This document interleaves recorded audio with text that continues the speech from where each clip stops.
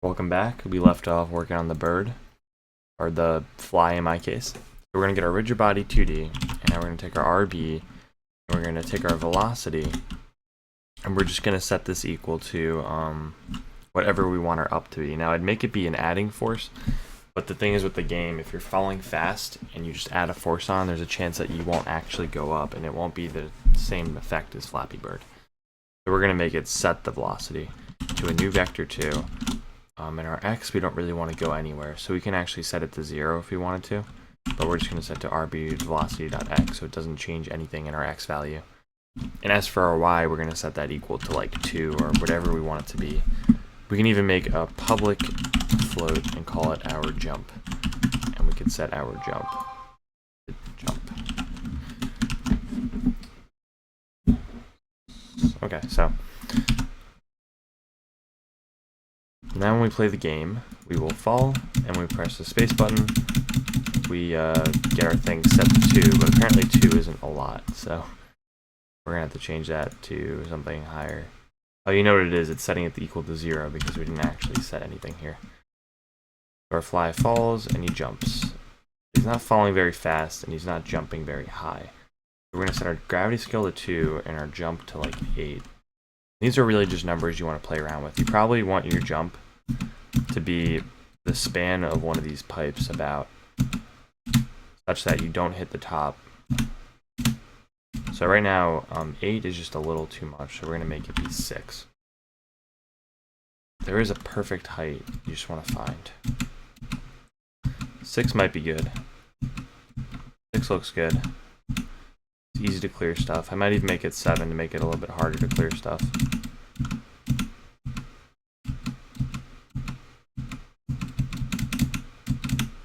Yeah, probably make it 7. 7 would be perfect. And you can even do decimals here too. The pipes are coming. And you can make these very close together. You can make them a little bit faster. I think this is the perfect amount though. 7 is a good jump. They're a good distance. I might make them a little bit closer, just so there's a harder transition. So you may be wondering why our fly isn't actually dying or hitting anything, and that's because our fly doesn't have any hitbox yet. So we're going to give him one of those. Go to our physics 2D and add a circle collider. And I'm actually going to make this circle be slightly less than his body, just so if you just skim a pipe, you won't die, for the sake of it. So let's test it out. Now when we move, we very well can get pushed. However, because our fly won't move in the other direction, it will actually push the pipes back before it actually pushes the fly back. So to fix that, we can just simply unlock him in the X position, and he shouldn't move anymore. Should not be a problem. So when we touch this now, we should get pushed back. At least I think we will. Not really, we equally get pushed back.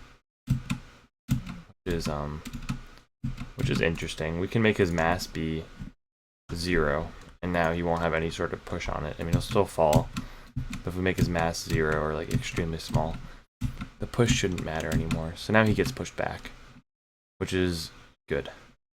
But it doesn't really matter, because when you hit the pipe, you die anyways. We just don't want him to plow through the pipes. So when he dies, we're just going to need to turn off the ability to press any sort of button. So let's make a boolean called death. We're going to set equal to false. And as long as we're not dead, so we're actually going to change it to dead. It's a better word for it. As long as you're not dead, you can jump. However, if you are dead, you cannot jump. So now when we do our void on collision enter 2D, collider 2D, or collision 2D, it doesn't even matter what we collide, because no matter what you collide with, you should die. So once you collide, you die. As easy as that. We'll take our fly, and we'll make it so, first of all, he's dead. So dead equals true. And we want to get rid of his collider now, so we're going to take his... Actually, we don't even want to get rid of that. We'll just make it so he can't jump. We could set his color equal to red or something, or make a sound effect when he dies, but For now, we'll just test it out, and we'll make the game over pop up or whatever Flappy Bird has. So we're going. We hit something, and we can no longer jump. Now our fly is dead. Poor little guy. And there's no real way to tell he's dead other than you can't jump anymore. That's what the little game over pop-up screen is going to be for. But for now, we don't have much going on besides jumping. There's no sort of score. We're going to take our fly and make him a prefab. Create a canvas. Create UI, and create a canvas. We're going to make the canvas scale with screen size 1920 by 1080. And just the usual, that's good. So for text, I'm actually going to reuse something I used in a different project. You've seen my shoot 'em up videos. You would see where those are, that text. So let me bring that out. Flappy Bird.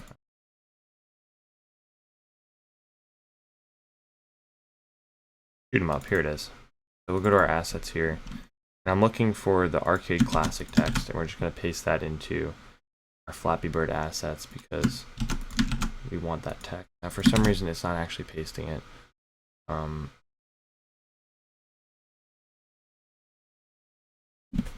we go, it finally worked. It just took a while to paste it in. Okay, so now we go back to our assets. We have our arcade classic text, and we can actually work with that now. This is what our game looks like normally, and it's pretty boring. There's nothing in the background either. I'm going to change. But for now, we're just going to put some text in. I'm going to choose the arcade classic by clicking on that little button. Now go to our scaler, bring it up, increase our size here. And we're just going to have a massive white number at the top right corner, and that's just going to have our score on it. For now, it would be 0. But each time we make a jump, it will go up. And we're going to make a new script called player pref text. And I've done this in every game so far, every tutorial, so you're probably familiar with this if you've watched other ones. But for those who aren't, we just need our public string, and that's going to be our name. And now on update, not sure why that's there. On update, we're going to be using UniEngine.ui. On our update, we're going to get component text.text. And that's equal to our name plus a whatever the hell, and not actually our name, my bad. It's going to be equal to playerprefs.getIn our name plus that, and that will create our text.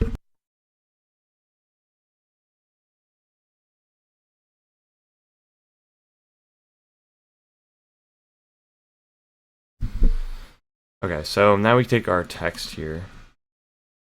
We want to link it up with whatever player prefs we use our score for. We're going to call it score. Now whenever we clear a pipe, we want to add score.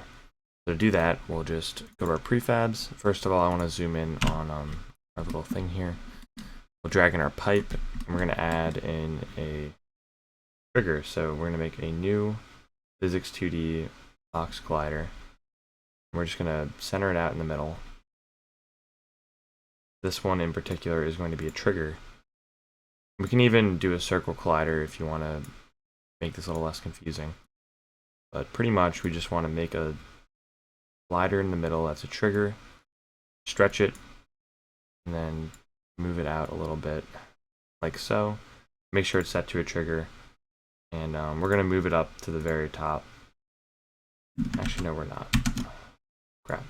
When you move stuff, it breaks your prefab. I have to redo it. Don't move it up to the top. I don't think you need to. I'm going to make it a circle though, just because it's easier to just raise that radius like that and then set it to a trigger.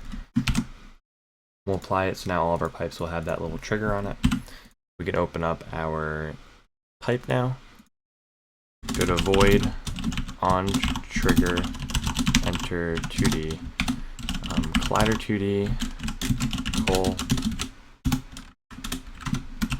And now we want that trigger to see if we are hitting the player. So if our Cole.GameObject.tag is equal to our player, which would be player, then we want to add up our score. So player prefs dot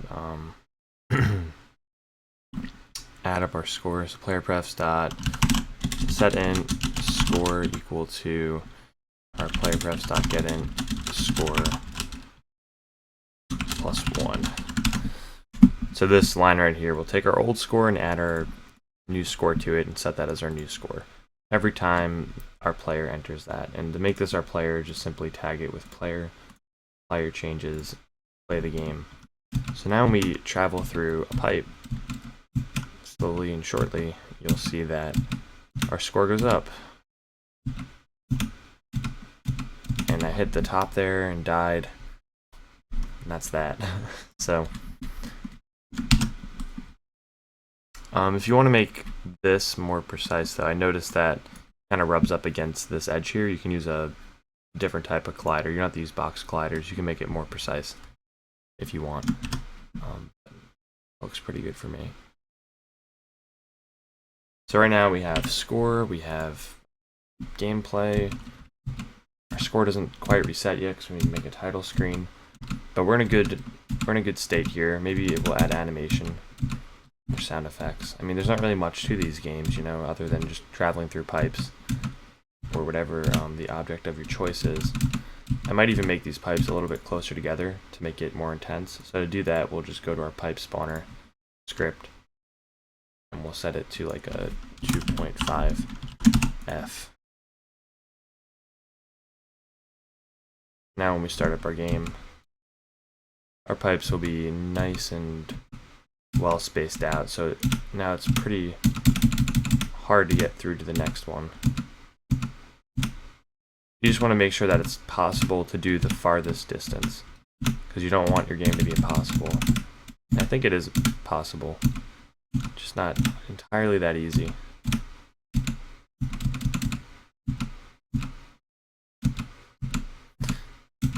I'm already addicted, help.